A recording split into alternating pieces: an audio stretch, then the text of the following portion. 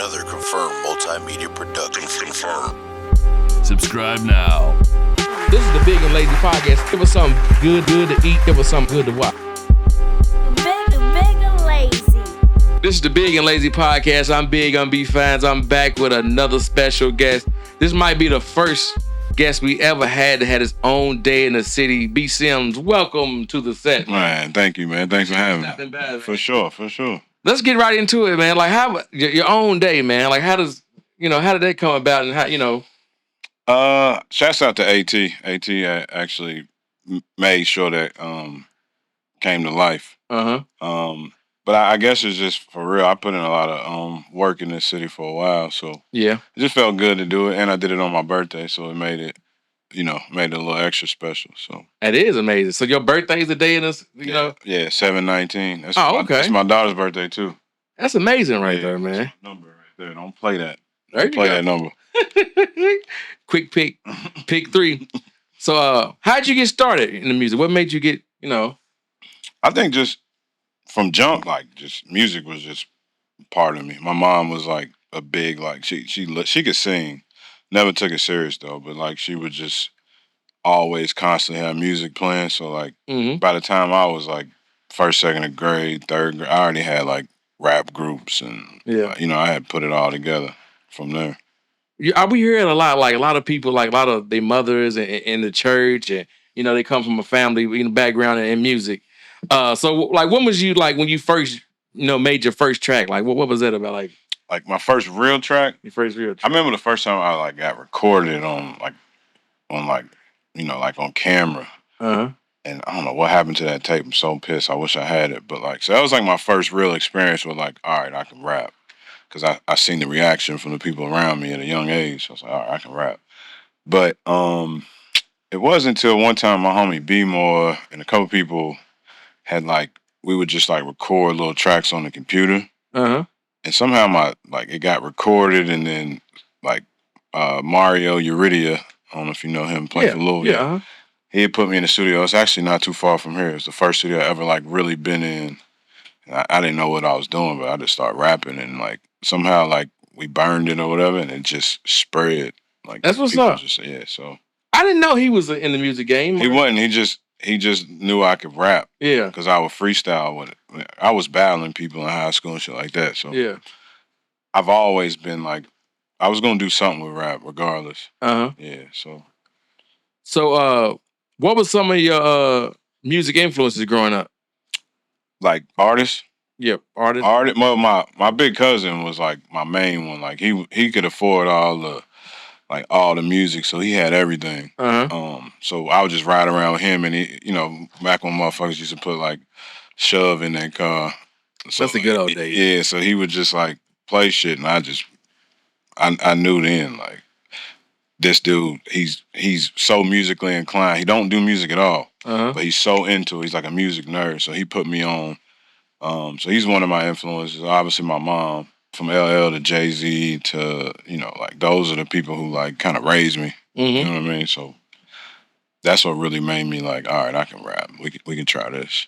So is Jay-Z your GOAT? Is he the? Oh yeah, for sure. Rap wise, yeah, for sure. Uh-huh. Yeah. That's what's up. Yeah. I was more of a Nas fan growing I was a Nas fan too though, because like, let's see, It Was Written is one of my favorite albums of all time. Mm-hmm. So I always loved Nas too though. So, but when I heard Jay, I was like, I feel like if I want to mold myself, I want to be more like him more than Nas. Yeah. Are you catching the Nas' the 30th anniversary of Illmatic? He's going a live orchestra concert. Yeah, one of my homies went to that. Uh-huh. I wish I could have been there because is it coming? It ain't coming here though. Nah, he's coming to Cincinnati in November. Oh really? November. You going? Of course. I went to the one last year. It was in Columbus, Ohio. It was like a waterfront area. Like, oh my God, I could have died that night, bro. Like, I'm a Nas, and growing up, I had Nas posters all in my room. Oh yeah, see, I used to take my CD covers and I got it from my cousin Dre. I would spread them out, and I would just wallpaper my room. My cousin Dre was the first one to do that, so I was just like, I got to do that. That's what's up. So what's your favorite Nas album then? My bad, I'm over asking. Nah, go ahead. I appreciate it. My favorite Nas album, I don't know. I would have to say the the one that has the most sentiment to me is the Godson. I love Godson. It's probably better albums, but Godson, that was something to you. Yeah, it meant something to me. It was classic. And that's when I first bought, like, be able to buy my own CD and had my first CD player. And no lie, I played that motherfucker for about 3 months straight. You know what I mean? Yeah, uh-huh. Yeah. It Was Written's probably my favorite. Yeah. That's my go-to. Sim City. So tell us about the thought process behind that. The original? Mm-hmm. I mean, the game was real popular, and people just kept calling me Sim or B Sims, or So I was just like, I'm gonna run with that. I like the whole Sim City concept. And what's crazy is, like, I made that with my guy Stein. For the most part, Chris Rich did some beats, or Axel Rich. I don't know if you know him, but he's from here too. So, like, we literally, like, we made that album in no time, and that thing, like, spread throughout the city. Yeah. I don't even know how. Like, I just knew I had, like, even white boys coming to me like, bro, we listen to you in high school, bro. Like, I'm like, I don't know how you got this, because we ain't have that many copies. You know what I'm saying? So this is pre-internet too. Yeah. Mm-hmm. So, and then before that though, somebody had broken one of my homies. We had printed out some CDs on and it had like the little thick stuff that would get caught in your CD player. Uh-huh. We printed those out. Went to the club one night. Somebody broke in his car and took all kind of shit and took those CDs. Yeah. But for some reason, they spread the CD out. So that's what got me on track to even making SimCity. Really? Yeah. That's crazy, man. That's a negative to a positive. So So whoever broke in that car, I appreciate it. Oh, that's dope. I'm on my homie Kid Cos. Have you heard of him, Kid Cos? Mm-hmm. Man, he had him and Dice had a Flame Gang tape. And I remember I bought the CD and I didn't have nothing to put it in. So I put it in my pocket. I bought it at the game. So I get home and pull it out of my pocket. It was a million motherfucking, you know what I mean? I was on fire, man. But he got mad at me because I burnt the copy, but I'm not buying it twice, man. He bought it once. Yeah, I bought it once.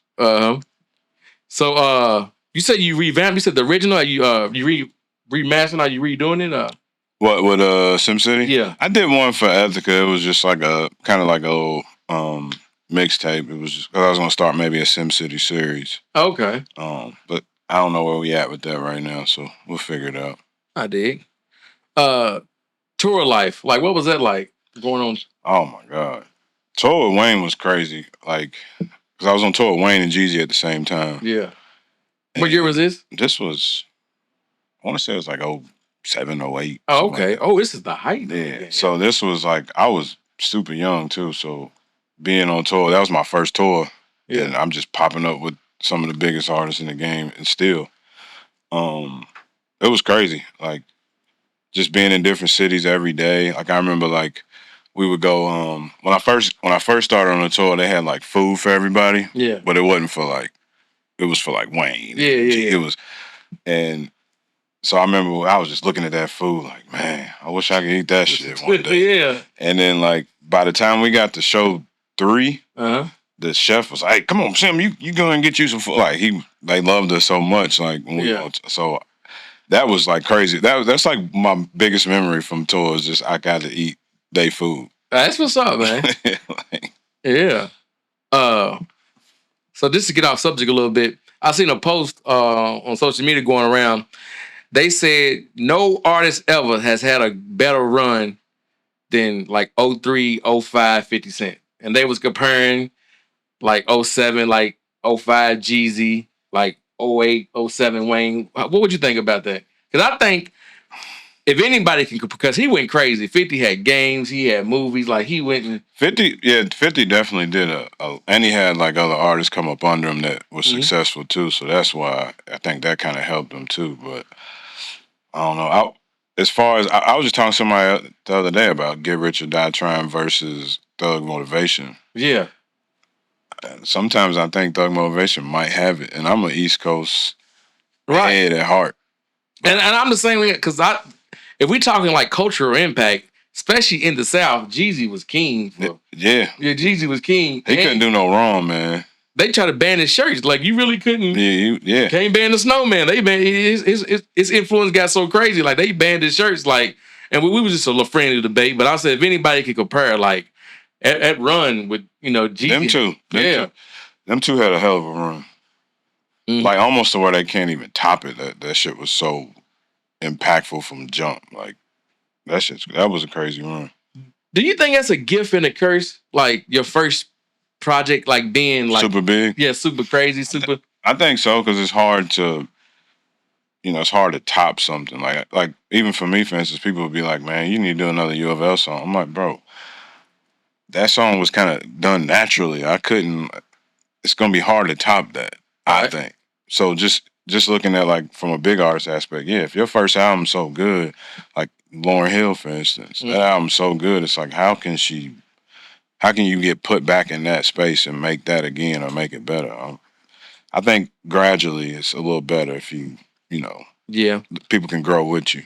Because Tiller just said he just made a post on Instagram. He said, "Man, everybody keeps saying I got to make another trap song. I got to make another trap. I ain't got to do it. No, you know what I'm saying? Mhm. Like I did it. Like that was my penalty. You know what I mean? I'm fine with that. You know." He said, But at the end of the day, he made it. He did. So it's not like he's fighting anybody else. He made it. Like, you know what I mean? So big ups to him because that's a hard album to top too. Regardless. It is. But he might be able to do it. I haven't heard a new album yet, which I want to listen to. I haven't. I didn't know he dropped, so I'm gonna check it out. Yeah, I think it's like a double album. It's like one rap, one. Really? Yeah. Okay, I'm gonna check it out. Yeah. You mentioned Ethica Music. You want to tell us about that? Yeah, Ethica. I signed to them back in 2021, maybe. Mm-hmm. It's actually my guy. I don't know if you know my guy Ray Love had actually he sent me an email one day and was like, "Bro, fill this out. They flying people out." Yeah. And I'm thinking it's like just some old random whatever. So I fill it out. I get a call like a couple of days later, like, "Can you come out here on maybe like 2 weeks from now?" Mm-hmm. Came out there. They basically had this thing where you play 3 songs of yours. They play a couple beats. You pick one. You make a song on the spot. And at some point, they'll give you, if they like you, they'll give you 60 days to sign a contract. Mm-hmm.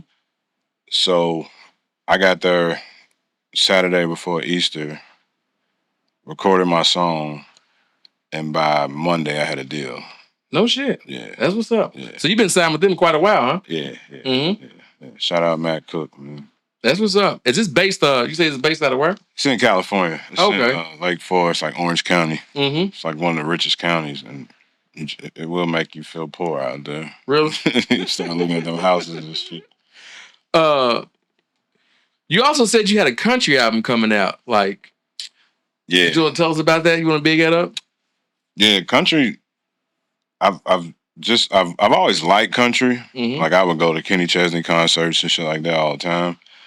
I didn't know I could do country until one day Morgan Wallen was associated with Ethica. Yeah. At one point. So they were like, we might need some songs to pitch to Morgan Wallen. So I was like, all right, I'll try to make one. Mm-hmm. I made one, sent it to the label, and the label was like, hold on, is this you? Like basically like, you can do this? And immediately they flew me back out there. I did like maybe 12 songs that week. Yeah. And they liked them to the point where they're like, we don't want to really shop them. We rather you just do them. Right. So then that fast forward like maybe 6 months later, I went to Nashville and recorded probably another 12 songs, and we picked from the best 24. Mm-hmm. Pretty much got it. So is that like reference tracks? Like when I started? No, like with the country, like you say, you made a country song and like they don't want to shop them. Is that like a reference? Yeah, I was kind of like going to reference it for Okay. Morgan Wallen, but it sounded good with my voice, so they were like, let's just use it. So, fuck it, let's use it. So you say you've been signed for a long time. Like, so how do you stay versatile and like how do you stay current? Like, what are some of? I think what most people get confused is when you no knock to anybody, but like labels, they're really a support system. Mm-hmm. You know what I'm saying? It's like a bank. You know what I mean? Like if you're doing good, the bank will give you a loan. Same with labels. If you're doing good, labels will push what you need to do. So in the meantime, in between time, you got to do shit like this. You got to pull up the podcast. You got to put music out. You got to, whatever you got to do to keep your name relevant, you got to do it. Because it's not necessarily the label's job to push you as much as you are supposed to push yourself. Mm-hmm. And that's where I think a lot of people get it confused. Okay. Because I understand with that. Like, you at promotion, at drive got to come within. You know what I mean? Just like even with you got to make sure you get Real the talk. right people and, make sure all your shit's in order.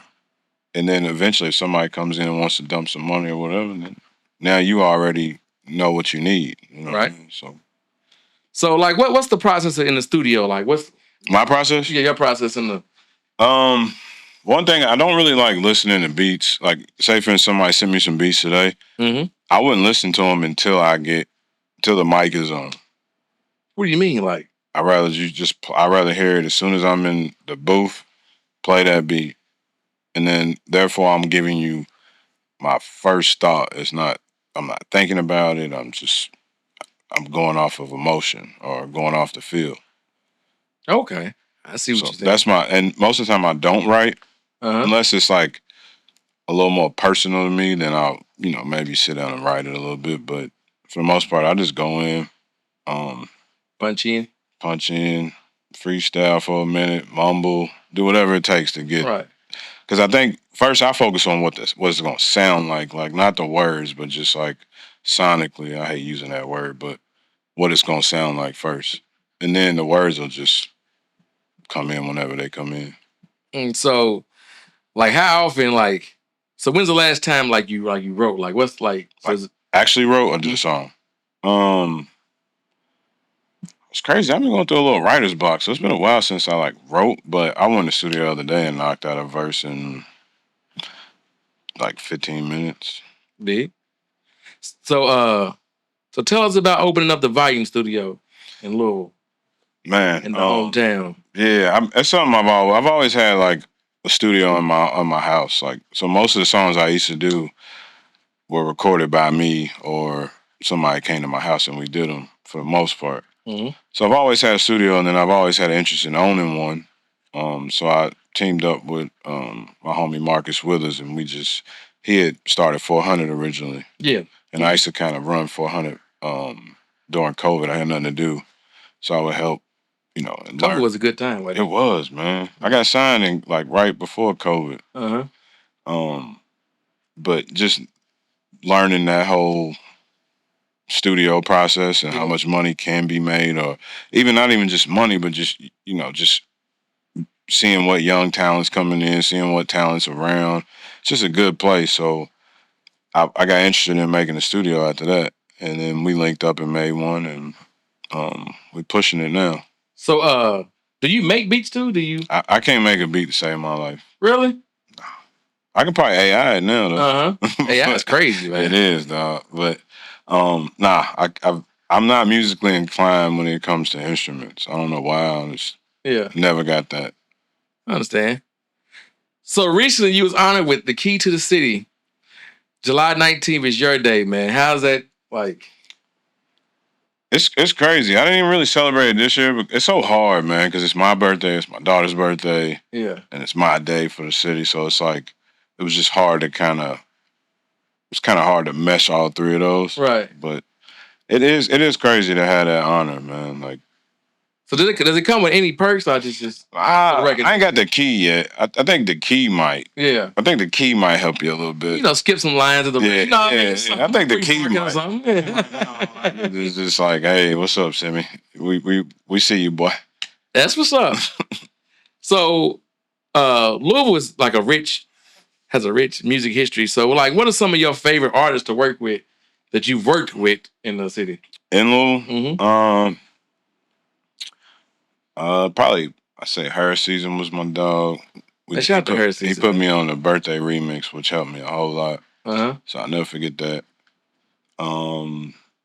Let's see. Sam Beast, he's a producer. I always like working with him. Artist wise, let me think. There's a new kid named Aimless that I like working with. Oh, really? Yeah. Okay, I haven't heard of him. Yeah, check him out. He's a white dude that can sing and rap, but his singing's super crazy. I think I've seen him.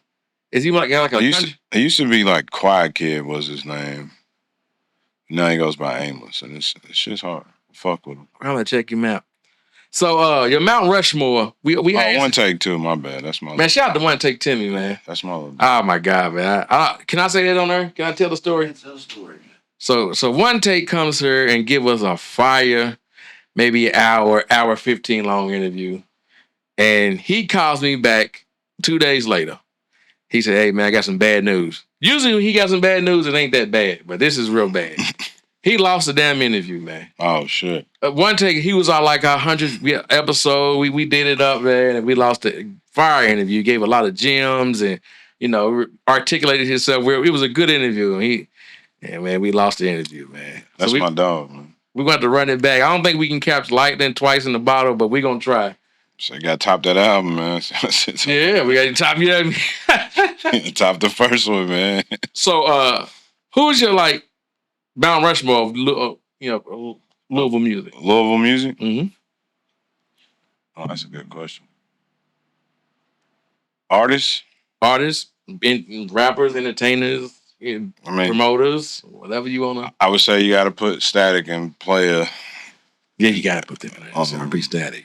I would say you got to put. God, man, this is a crazy question because I got so many names floating through my head right now. Because I got to put Jack on there. Yeah, Jack's done more for City and a Lot. He has. I mean, you got Kiki Wyatt, which was big. So we got a bunch of artists. Bryson, yeah, for sure. But you got people like My Morning Jacket. I don't know, it's crazy. Like you got Nappy Roots. Yeah. It just depends on if you're keeping it right. Somewhat. Yeah, they represented it. Some people did. They did. Still, most of them are here, if they're not in another city. So. Yeah. I made a post on my social media. It's when the Mount Rushmore was going around. I said it was you. I put Chin one. I went more local. I put Chin one.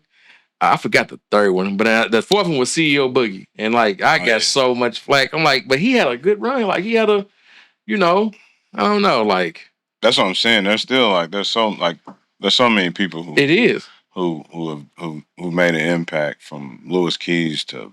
And shout out to Louis Keys. Man, rest in peace. But R.I.P. Then you got Lincoln Bridge who made an impact. Yeah, they did. They did. A lot Lincoln of people Bridge made an impact to keep this thing going. Hey, Big and Lazy, give me a moment of your time to talk about Ietka Services. They're a licensed electric company operating in Kentucky. They can pull permit. They can do everything from adding outlets to your TV, installing new light fixtures, to wiring an investment property, or even building something new from scratch. So whether you're in your living room and you want to add on something to your house, or you're a real estate investor and you want to find an electrician to rewire an investment property, hit up Ietka Services right now. Link is in the bio. Craving a sweet treat? The Sweet Guy Bakery ships nationwide, delivers, and is also local pickup. Right now, grab the dorm room special, care packages, and mega boxes of cookies, all at sweet prices. Starting soon, they have a 2 for $5 deal. Follow them on Instagram, TikTok, at the Sweet Guy Bakery, where every bite is a match made in heaven. I think Louisville's on pace, good spot. But even though some people be like, we could be bigger, what do you think as a city we can take that next step to maybe be a baby Atlanta, or maybe I think, I be sitting in these meetings sometimes with the people who quote unquote make decisions for cities and stuff like that. Mm-hmm. They don't want us to be a Nashville, Atlanta. They want us to be. He said this verbatim, and I'm not gonna call him out who it is, but he was like, they want us to be like a Napa Valley or something. I've never been in Napa Valley. Me either. I don't even know what goes on in Napa Valley. Right. I think they like the concept of Louisville still being kind of slow pace. Country town. Yeah, they don't really want it to go. It could. Mm-hmm. And I think they're trying to, if you look at downtown, it's almost like they're gentrifying it a little bit and trying to make downtown more of a real downtown where people are down there and live there instead of out in these places. So I don't know. You'll see. I don't think they want it to be. They definitely gentrifying the West End. The first time I seen a house, I never thought I'd see houses in West End would go for $200,000. I never, because I was kind of a real estate investor for a while. I said, what the hell? I thought it was a typo. I'm like, but 2 or 3 years later, they just going left and right. That's. Oh, yeah, they're going to keep doing it. I mean, but if you go out the other way, the houses that used to be 500 or 700 and 800 now. It's crazy, man. So, you was on, your music was on Stars, PowerBook 4, Force. Yeah. How did that come about? That happened one time.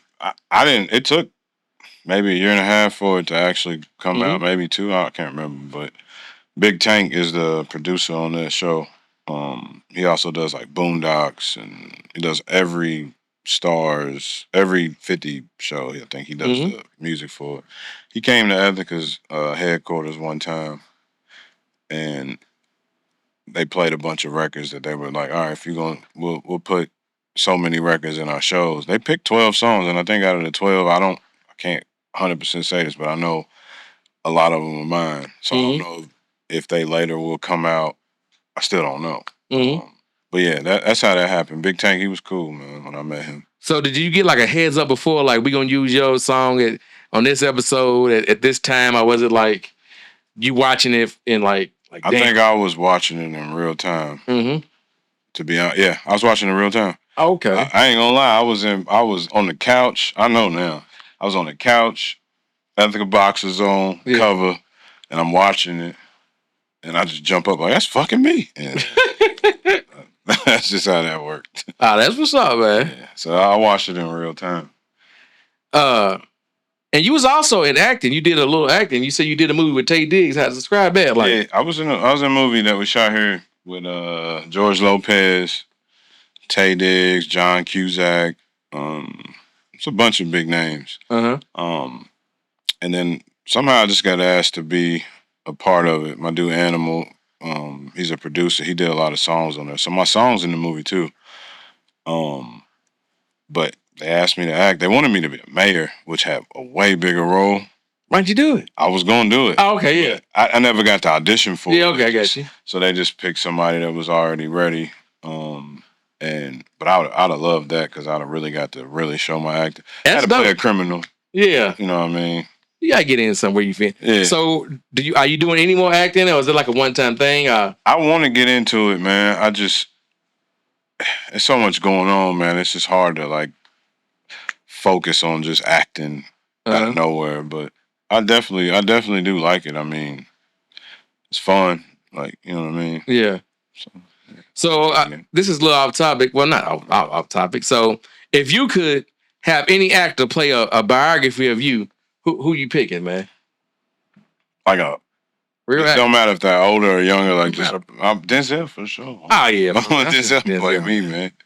Yeah. That man can make any role interesting. Man, I just watched that Train Day again, man. That movie was so amazing. And they said he was like basically freestyling most of that shit too. Really? Yeah. Like, well, I heard the my nigga part. And all, yeah. Really? Because I heard the last part. Terry Crews and a couple of people. Antoine Fuqua, the director, they said that whole King Kong, all it was freestyle. Like, I guarantee. I mean, he just seems like one of those people. Like when he's in his character, he's in his character. Wow. And he can just spit it out. Pause. Pause. Yeah, man, that was crazy right there. So tell, how do you feel about substance in music, like storytelling? Like, I feel like it's definitely went away. I think that's what you mean. Yeah, like, I think everything now is like microwave, man. When it used to be, sit that bitch on 400 and let it cook for a minute, like 400 degrees, basically. Like, that's another album that should be mentioned in some of the top albums, 400 Degrees. And I didn't grow up listening to South, but Juvenile, yeah, that's different. But yeah, I can see it being in a top 10, a top 5. Cause it had some hits on it. It did, and it has some cuts that still go to this day. So, but yeah, I mean, but I think there's so many artists now. Like, it's hard to focus. There's a new artist coming out like every day. It is, really is. Like, so it's hard to keep substance in music because people just want it. They want microwave like music. Yeah. And internet's instant access. Metro Boomin just recently said internet ruined regional sound. Do you believe that? I think so. Because now everybody kind of sounds the same, and like before you could be like, oh yeah, he's from such and such, or he's from just by the beat or by the tone of his voice. Right. Now, I don't know where half these are. When I found out where somebody's from, I'm like, damn, okay, that makes sense. Right. Or it doesn't make sense. Like, I don't know. Yeah, and I agree with that. Like, I was just listening, like, it kind of hit me like, damn, they do all sound the same. Like, back in the day, West Coast had a certain sound. Houston had the chopped and screwed, New Orleans, and New York had that little... Yeah, they did. New York kind of just... They reinvent themselves a lot. But the original New York was, That was the original rap. Florida got their own little sound too, but So I'm gonna ask you this: like, what's your top 5 albums of all time? Like, what's your top? Because y'all seen you mention it.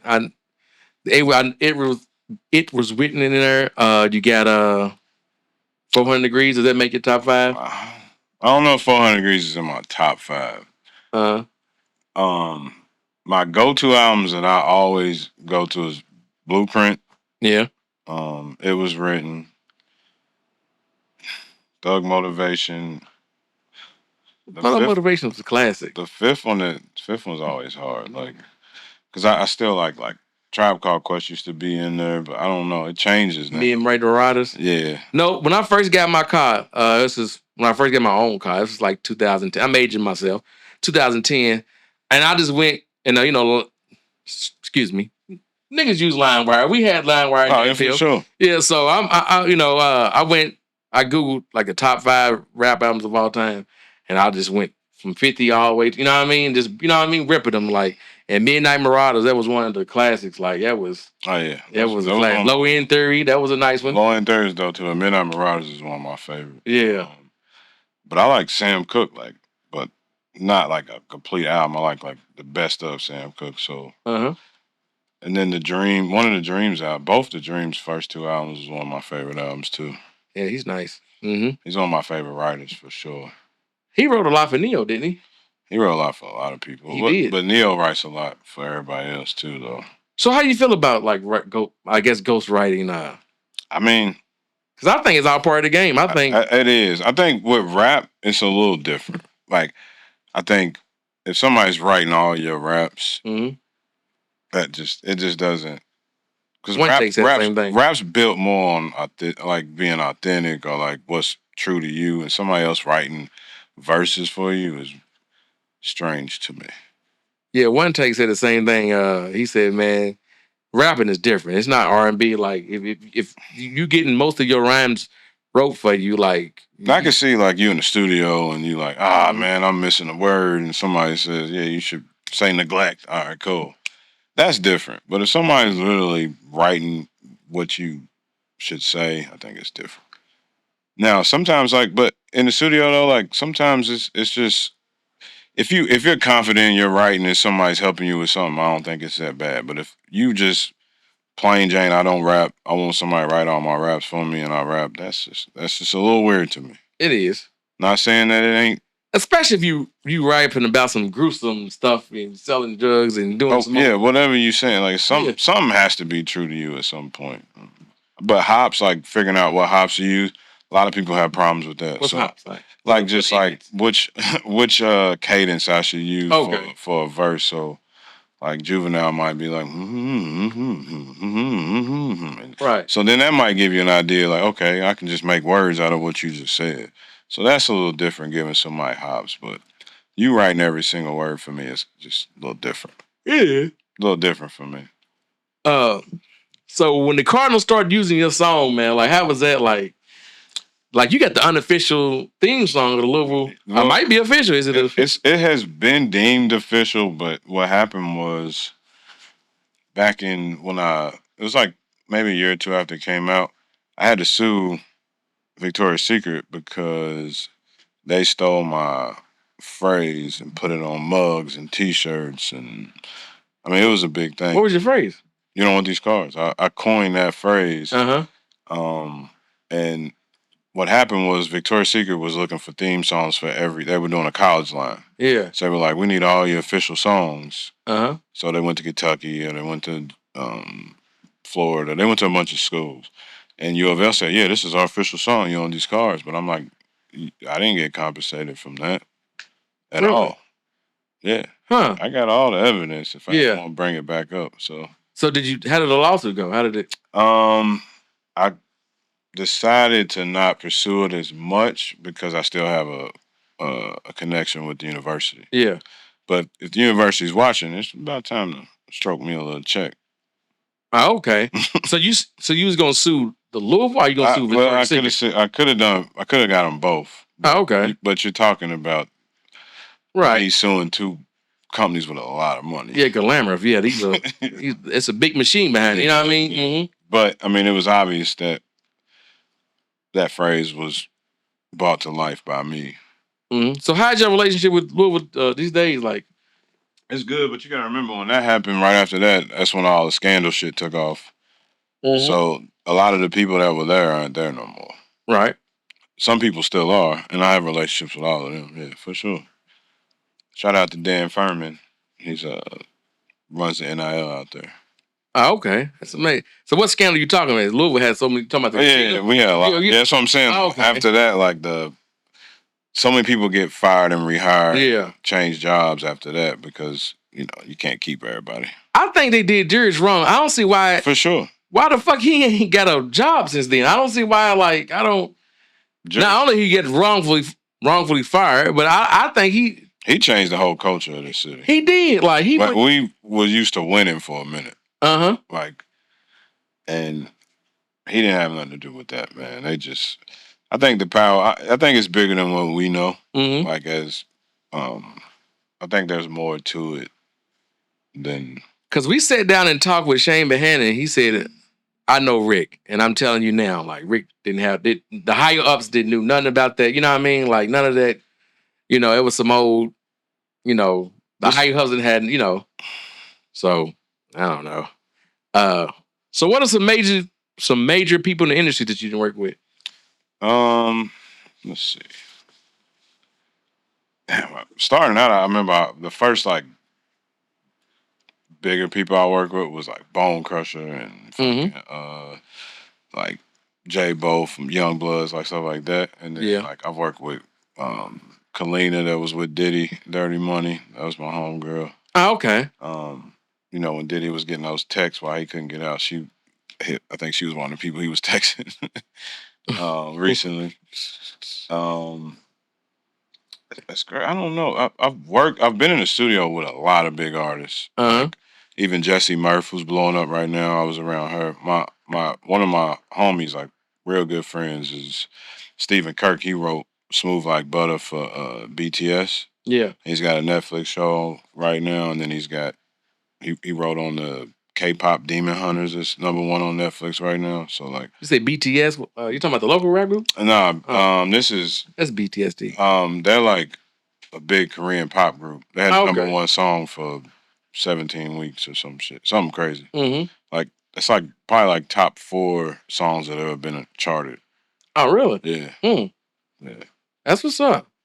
So like, do you ever feel like, I'm not saying you ain't got to say no names or something, but are higher up celebrities harder to work with? Like bigger names harder to work with?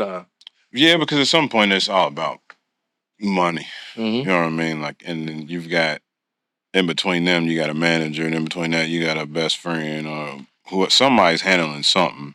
So by the time you get to them, man, it's all about money for real. Unless you really know them, right? Or unless you make a name for yourself. Yeah. So is it? You say it's all about money. So is some of the relationships like maybe I can do this for free here to build this relationship? Like, have I ever done it? Yeah. Like, is it not all about? I think most of the time it is. Like, the good thing about being at Ethica though is like all these guys come through Ethica. Like I've worked with my homie Tech. Me and Tech got like 3 or 4 songs together. He's from Houston. Well, he's really from New Orleans, but he moved to Houston. But like just being in that environment, being around those people, it makes it easier to do a song with them, or you know what I mean. You don't have to go through the manager and like all the little stupid paperwork that you got to do. But it's at the end of the day, though, most of these artists it's about money. Right, and it's America. Yeah. It's all about I just went through a little event where I had to get my car back. I'm like, this ain't nothing but a fucking scam. This ain't nothing. Somebody stole my stuff and I got to pay to get my car back. That's crazy. Y'all some goddamn con artists. But it was crazy. I don't want to talk about that shit. So how do you feel like? Where do you see yourself in a couple of years, man? So where do you? I mean, hopefully I'm at the CMAs. Get my award. Oh, okay. For my country album. And then, I might go back to doing some rap. I mean, people don't know, but I do pop music, rap music. I write all that type of music all the time. Yeah. Rap just kind of gets boring sometimes. That's what I was about to ask you. Do you ever lose your motivation? Like, all the time. Really? all the time. So how you get it back, or how you stay motivated? A lot of it is just life. Life will Mhm. hit you, and you'll be like, you know what? I need to just go ahead and write about this. Or having a studio, it Yeah. keeps me around talent all day long. And you get to see somebody come in the studio for the first time, Yeah. and that'll spark you. Like, damn, man, I remember that was me. Like, you know what I mean? So Right. just stuff like that, man. And just I just had a daughter, so like that Congratulations. motivates me. Yeah, man, Mhm. sure. That motivates me even more Right. to do something. So yeah. So that's what's up, man. It was wonderful talking to you, man. It's I a dope appreciate it. interview, dope conversation. I like to say conversation instead of interviews. No, for sure. So you say you see yourself at the CMAs in 5 years? More like 5 months, man. Like Hopefully, hopefully I'm at the next one. Yeah. Whenever the next one is. Hopefully it ain't like next month. But if it's like, 6 months from now, So when is that release? Is it already out? we're still working on how to release it, what to do with it, but it's done though. I've got it mixed. It's ready to go. Just got to package it. And put Oh, it that's out. what's up, man. And one more question before we get out of here. So so you've been in the game for a while. So do you think the game, the music industry, is better when it was streams, was like physical copies? It's a gift and a curse with both. Because with streams, you can hit somebody in 10 states over like Yeah. that.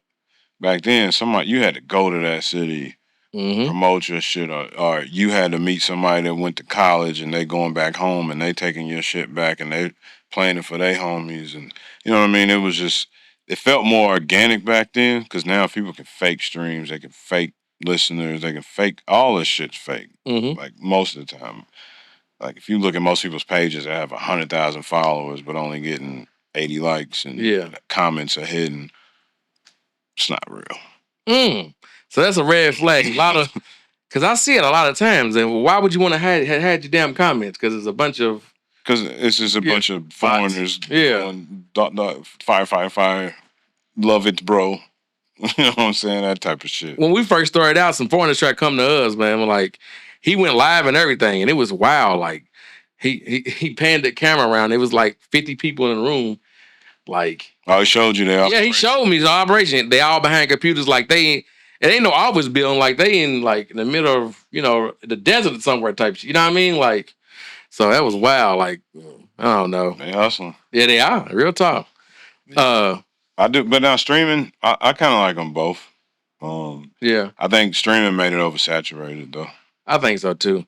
Yeah, for sure. So how does it work? Like, so is it 100? A million streams is going platinum, or is it weighted? Because I remember, a million records is a platinum record. Million records used to be like, and that seemed like it wasn't obtainable. But what people didn't know too is like those targets and those FYEs and all, they were already pre-buying those just to sell them.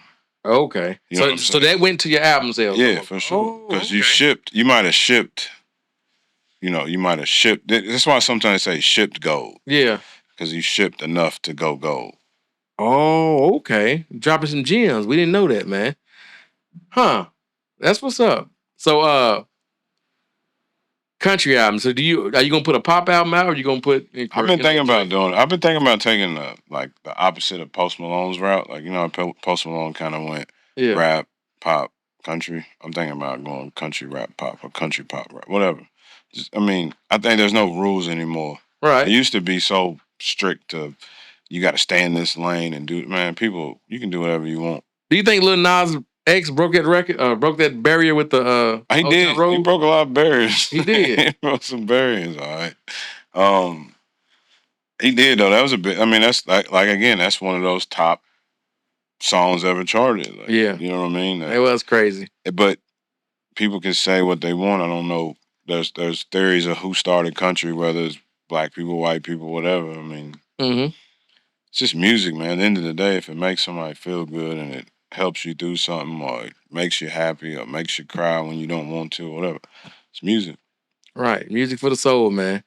And I got a wide variety of You can catch me listening to some Nia Twain, a Master P. I went to a Shania Twain concert before. Really? How was it? It was crazy. It was a bunch of screaming white girls. I'll tell you that much. Sounds like a good. I went to that Wayne concert. That was pretty diverse. Like Wayne's like I forget. Wayne's almost like a superstar. Not almost. He is a superstar. Like being on tour with him was crazy, man. I really? can tell you that just because. What was the groupies like? You ain't got to answer that. Like, Well, the thing was, Wayne was going through something at the time. I think like somebody threatened his life. Or something was going on. I couldn't. I don't 100% know, but you didn't see him. It was stage. Really? Bus. No after stage bus. Oh damn! Out of there. It's one of the time it was a rumor with the jaw broke. He got his jaw broke or something.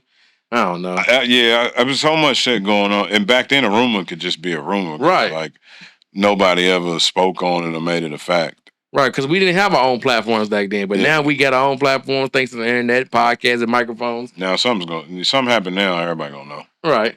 So, yeah.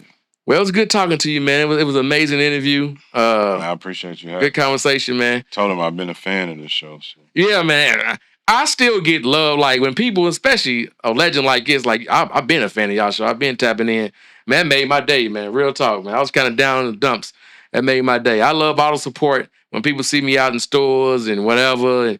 And you can come up to me. I'm not no Hollywood. I'll, take a picture, I'll sign, whatever. You can get merch at bigandlazy.com. There you go. Get you some merch, and I'm gonna, pull up on me. I'll sign it.